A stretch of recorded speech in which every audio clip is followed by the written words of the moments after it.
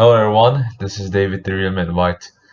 One particular issue that the Sedevacantists and those that call themselves true Orthodox, the old calendars, have in common in regards to ecclesiology is that they both think that if you're a public heretic, that if you preach heresy publicly as a patriarch or as a pope even, you're automatically excommunicated. They believe that there is such a thing as automatic excommunication. Now this video isn't really going to dive into automatic excommunication, although it is something that is not found anywhere in the Fathers, anywhere in the pre-schism church at all. One thing that I want to talk about is how this position is Donatistic in its foundation, and how Saint Augustine refutes these objections.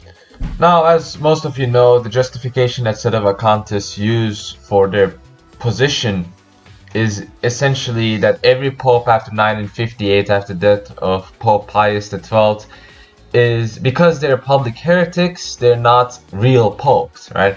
So heresy makes you lose your position, it makes you lose your office. And the similarity, you can see the similarity between Donatism and Sedevacantism there, and fake orthodoxy in that regard. And that similarity is that while Donatists will say that you lose your office if you commit any sin at all, Sedevacantists will say that you lose your office if you commit one sin, just one of the sins, and that sin is heresy.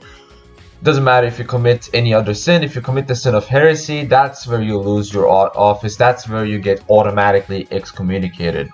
Now the Augustinian response to that will be based on his response to the Donatists, and that will be to say that, okay, if heresy makes you automatically excommunicated from the church, if it makes you instantly deposed or whatever, then how do you know any of your bishops, any of your clergy actually is not automatically excommunicated in reality? How can you be certain that your pope is a pope, for example, right? What if he's a private heretic? What if he's a heretic and you just don't know it?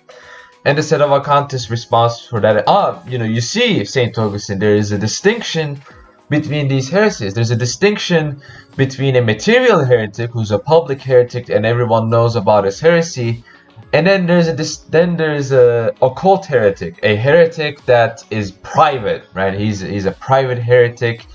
He keeps his heresy in private. The problem with creating this distinction between public heresy and private heresy is that private heresy does not become heresy anymore. The logic is simple.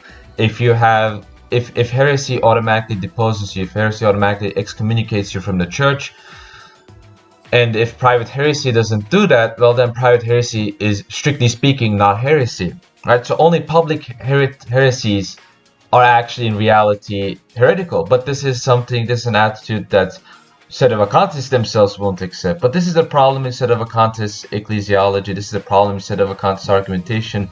And when the Vatican II defender says, well, yes, Francis is a public heretic, perhaps, but he still has the office of the papacy. People like John Salza and the likes of him, when they make those arguments, they're not actually wrong. These are arguments that are from the church fathers, right? Not just from the Catholic saints, but pre-schism saints make these arguments, and one of them, as I said before, is Saint Augustine. He makes this argument.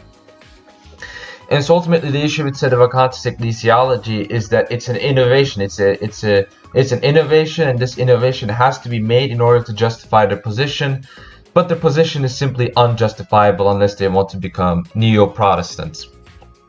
And that will be the end of the video. So hopefully you guys learned something new. Hopefully you guys have a new argument against the Sedevacantists. Thank you all for watching. Like, comment, and subscribe. And I'll see you guys in the next video. God bless you all.